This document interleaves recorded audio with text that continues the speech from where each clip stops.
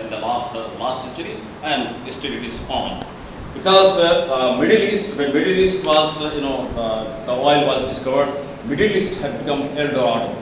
But now the attention is shifted to Central Asia and towards Afghanistan in that sense, because Central Asia is also very rich in mineral and other aspects, and particularly the strategic location of Central Asia and Afghanistan.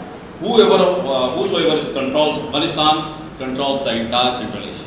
That is the dictum of today's modern diplomacy as such. So I just take back to you to some historical things that happened with Afghanistan. Afghanistan, right from the beginning of our civilization, right from the Alexander's days, we find that Afghanistan has provided passage to connecting to the Indian subcontinent, and civilization race after race had crossed over from Afghanistan. So Afghanistan became highway of the conquest. Whoever's control Afghanistan control the highway of the conquest to India, to down south as such, and also to Central Asian location of the geographical location of Central Asia as such, very important from that regard. That keeps Afghanistan in the forefront of any superpower. During the we find that now switching over to the great game theory, that the Britishers and the Soviets at that time, when the Tsar was in the limelight, both had clashed over Afghanistan, but none could occupy that. So they are kept on. Thus a game kind of the game theory had come up, that Afghanistan, a place both wanted to occupy. British India wanted to occupy Afghanistan just because they wanted to keep the crown of India intact with themselves. Soviet Union wanted to extend towards wanted to occupy Afghanistan in order to reach to the warm waters of Indian Ocean. So both ways, both superpowers were clashing over Afghanistan. And we know that there have been debacles from British side also in 1840. After 1840s, they had lost 2 wars in which around 25 to 40,000 British forces were killed, and British could not occupy Afghanistan. Then we find in the 20th century also, during Amanullah Khan's period, we also find the same was happening. Amanullah, the Britishers wanted that Amanullah should be it is the period of 1920s. Habibullah Khan before him was tilted towards bit towards Britishers, but Amanullah Khan was very radical. He said that Afghans have their own pride and they should not go down to any superpower. So he took side. He became neutral in that regard in the wars, in the First World War, and in the period of the coming decades. And he got independence of Afghanistan from the sphere of influence. So we find that it is very much, and also buffer state kind of theory had emerged in regard to Afghanistan. And we also find that there is a Durand line which wanted to, a Durand line was drawn by the Britishers in order to break down the power of the Afghans. The Afghans were a very superior kind of, that kind of, Afghans were not being controlled by these Britishers. So they drew up a line and they divided the Pashtun tribes into 2 parts. Half remained in Afghanistan and half came to Pakistan side. And still you find that there is a lot of cross-border kind of things going on in that region. So this is all what Afghanistan has been. My contention is that I want to bring out those problems which Afghanistan is still facing, and what is the historical legacy that Afghanistan carries. That is, I'm pointing out all those things. Then we find also, Afghanistan inherits a very tribal kind of tribal setup, and tribal setup doesn't mean that a tribal you talk of any tribe which is being discovered or the recently discovered tribes. They are well organized tribes. They are right from the Mongol times, Genghis Khan's time. They are very well organized tribes. But the tribal affinity keeps Afghanistan problem boiling as such.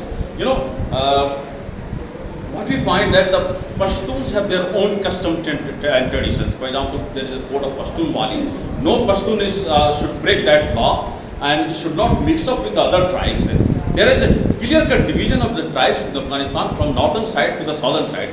Northern tribes are basically the Turkmen, Uzbeks and all those from the Central Asian territories, whereas the southern tribes are Pashtuns, basically Pashtuns, and they have the sense of pride that they are the real ruler of Afghanistan. There should be no share of other tribes in Afghan affairs. That is why we find that the emergence of warlordism in Afghanistan, when we find General Masood and Rasid Dostum and those kind of elements which had emerged and which kept Afghanistan problem long-drawn war, civil war situation, because Pashtuns were not relenting their power with them. They said that the inferior races, there are concept of inferior and superior races. So those things left Afghanistan in such a mess that still international body is not able to control the Afghanistan. So there is a conglomerate of tribes. You can say conglomerate of tribes. There is still a lot of areas of Afghanistan which has still got, kind of nomadism sort of things.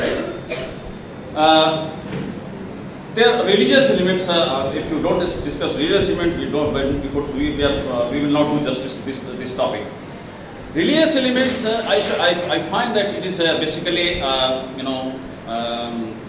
if you're going deep into the religious psyche of the Afghans, they are basically they are followers of Wahhabism, such a Wahhabi sect of Sunni sect. So there is a Sunni element and a Shia element. There is a fight between Iran side. We find that the Shia element, Hazara tribes, they are not mixing with the Sunni elements.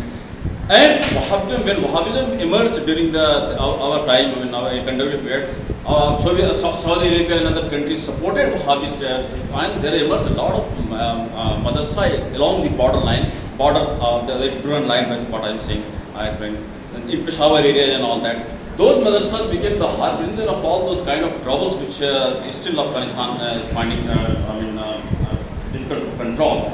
And third thing, this is very interesting, that those elements were also supported by the Americans. This is very strange. And one expert has said that Osama bin Laden is the creation of the Americans rather than the religious elements of it. Osama bin Laden was in forefront, and in the back it was the American guns and the money that was pushing him to defeat the Soviets and all that. When the Soviets were defeated, then we find the emergence of Taliban. So it is not the Taliban or something should be blamed for that. It is also the fallacy of the international body of politics that they could not do justice with Afghanistan, and that is why Afghanistan problem remained as it is. And I find that it is the more of the responsibility of the international body rather than the Afghans themselves, because it is the problem of Afghanistan is from above rather than from the within. Contradiction is there. There is a social contradiction and all sorts of things. Religious element, there is a feudal elements and the religious element. They are not keeping the things together. But international body has, or international, the states also have failed. UNO and all that, particularly Americans are to be blamed for that. Earlier it was Soviet and the American. So it is a game which had kept Afghan problem. It is the game of the superpower that Afghanistan problem is still as it is. Thank you. Any questions? I want to ask a question. Sure, fine. What is the relationship of Iran with Afghanistan? Relationship of Afghanistan, Iran is very much there. It is two-pronged. One is strategic location of, they are bound to control. Religious angle also. There is a sizable number of Shia population over there. Those Herat region and all that region is, Chisht and Mazar Sharif region. That is, they have got Iranian influence as such. And still, Iran has got a lot of, as a refugee problem in Pakistan, Iran also has got a huge refugee problem. How is Iran doing the American involvement in Afghanistan? No, they are interested that Pakistan should not, our country also interested that Afghanistan should not tilt towards any particular side, but towards Afghanistan or towards Iran or towards any. So Iran is also interested that Pakistan should not occupy, should grab Afghanistan in their side. No, So, I'm talking about the American presence. The American presence. American presence is a problem for Iran. That's what I'm That's asking. that is That's what I'm asking about. in recent time it's a problem for